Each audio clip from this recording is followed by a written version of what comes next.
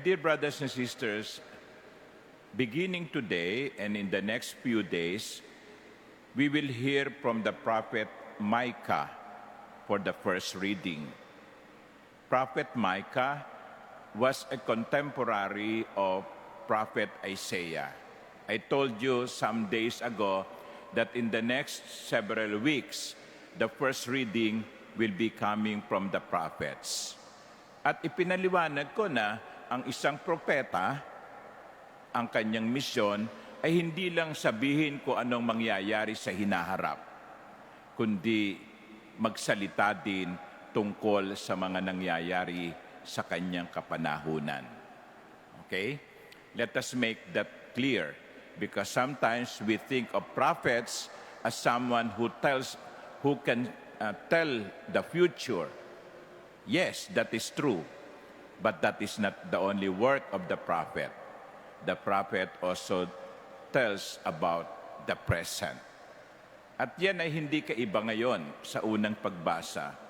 At sa unang pagbasa, mula kay Propeta Micah o Micaias, ay muling inilalarawan sa atin ang sitwasyon nung panahon niya.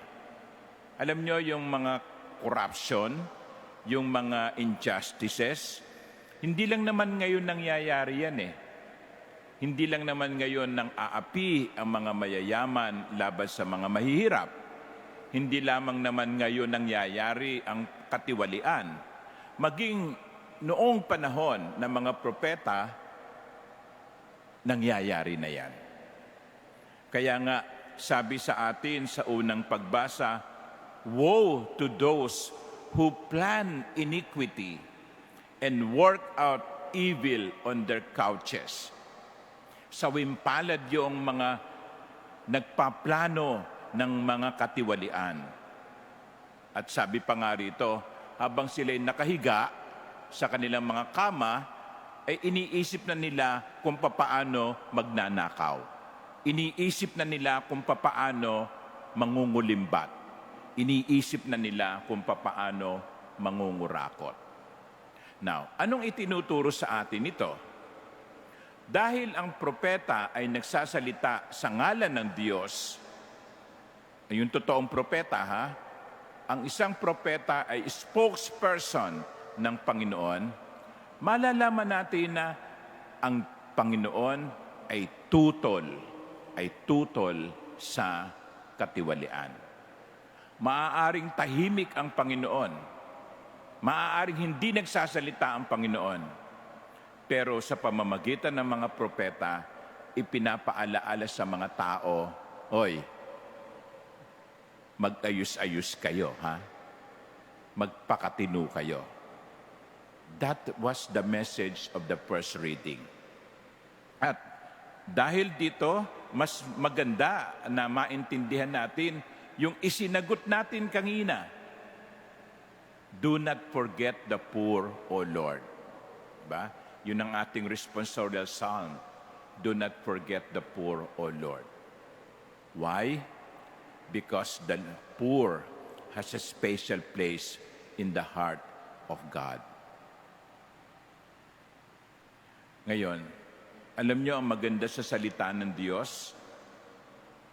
Kahit na ito ay pinahayag noon, meron itong kahulugan ngayon. The Word of God still has relevance even today. Alam naman ninyo ang nangyayari sa ating bayan. No? Napakainit ng usapin tungkol sa mga korupsyon.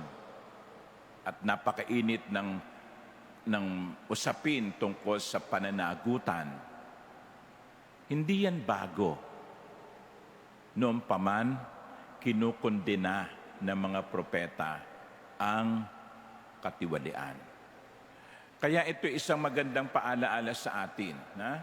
Hindi natin pwedeng ipikit ang ating mga mata. Hindi tayo pwedeng magbingi-bingihan sa hiyaw ng mga dukha. Hindi natin pwedeng isara ang ating mga puso sa mga katiwaliang nangyayari ngayon. Alam nyo, minsan may mga tao ayaw sa mga pari na nagsasalita tungkol sa politics. No? Dapat daw ang mga pare hindi bumabanggit ng mga bagay-bagay tungkol sa politika. Well, I will not open my mouth every time speaking about politics. But you have to be ready that once in a while I speak about politics because we cannot separate our faith from what is happening outside.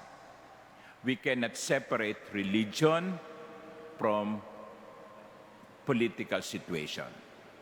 Huwag niyo sabihin, basta ako Katoliko, nagsisimba ako dito sa loob ng katedral, okay na, no? Pero wala akong pakialam sa nangyayari sa labas. Hindi ho pwede yun.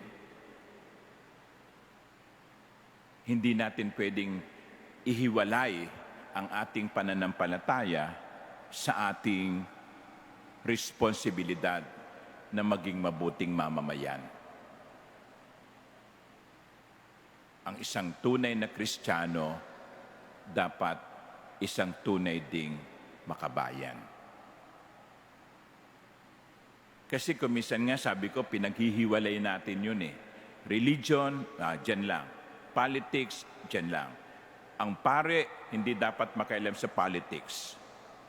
Well, tell that to the prophets. Okay? Because the prophets spoke about what is happening in society. Sabi ko nga, hindi natin pwedeng isara ang ating mga puso sa mga katiwaliang nangyayari sa ating paligid.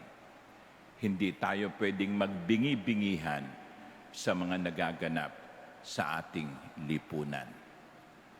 Ang tunay na banal dapat makabayan din. Ipagdasal natin ang ating bansa. Ipagdasal natin na sana yung mga taong dapat managot ay managot. Ipagdasal natin ng ating mga pinuno ng bayan ay maging tapat sa kanilang pangako. Ipagdasal natin ang bawat isang Pilipino ay maging tunay na makabayan. Amen.